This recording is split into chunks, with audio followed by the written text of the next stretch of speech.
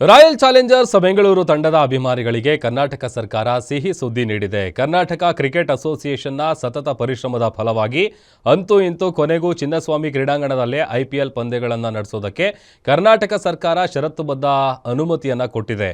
ಕಳೆದ ವರ್ಷದ IPL tourney ಪ್ರಶಸ್ತಿ ಗೆಲುವಿನ ಬಳಿಕ ಚಿನ್ನಸ್ವಾಮಿ ಕ್ರೀಡಾಂಗಣದಲ್ಲಿ ನಡೆದಿದ್ದ ಕಾಲ್ತುಳಿತ ಪ್ರಕರಣದ ಬಳಿಕ ಕ್ರೀಡಾಂಗಣದಲ್ಲಿ ಕ್ರಿಕೆಟ್ ಪಂದ್ಯಗಳ ಆಯೋಜನೆ ಸ್ಥಗಿತ ಆಗಿತ್ತು. ಇವತ್ತು ನಡೆದಂತಹ ಸಚಿವ ಸಂಪುಟ ಸಭೆಯಲ್ಲಿ ಈ ನಿರ್ಧಾರ ಕೈಗೊಂಡಿದೆ. ಈ ಮೂಲಕ ಹಾಲಿ ಚಾಂಪಿಯನ್ ಆರ್ಸಿಬಿ ತನ್ನ ತವರು ಪಂದ್ಯಗಳನ್ನು ಚಿನ್ನಸ್ವಾಮಿ ಸ್ಟೇಡಿಯಂನಲ್ಲಿಯೇ ಆಡುತ್ತೆ. ಇವತ್ತು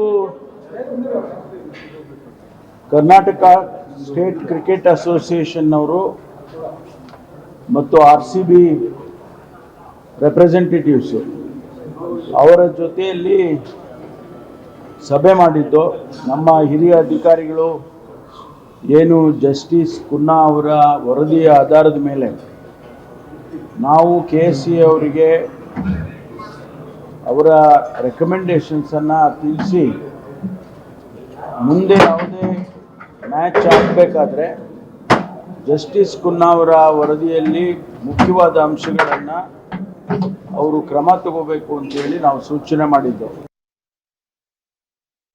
ಥರ ಪಾಸಿಟಿವ್ ಆಗಿದೆ, ಸದ್ಯಕ್ಕಂತೂ ಪಾಸಿಟಿವ್ ಆಗಿ ಕಾಣಿಸ್ತಾ ಇದೆ. ಸೊ ನಾವೆಲ್ಲ ಒಂದು ಸ್ವಲ್ಪ ತಾಳ್ಮೆಯಿಂದ ಕಾಯಬೇಕಾಗಿ ನಾನು ಕೇಳ್ಕೊಳಕ್ಕೆ ಇಷ್ಟಪಡ್ತೀನಿ.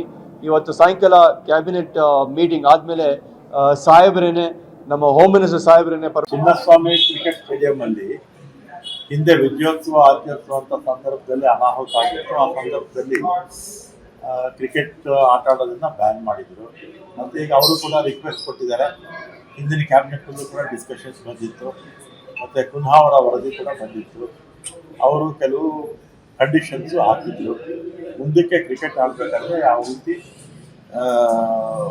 ಕ್ರಮಗಳನ್ನು ತಗೋಬೇಕು ಅಂತ ಅವ್ರು ಹೇಳಿದ್ರು.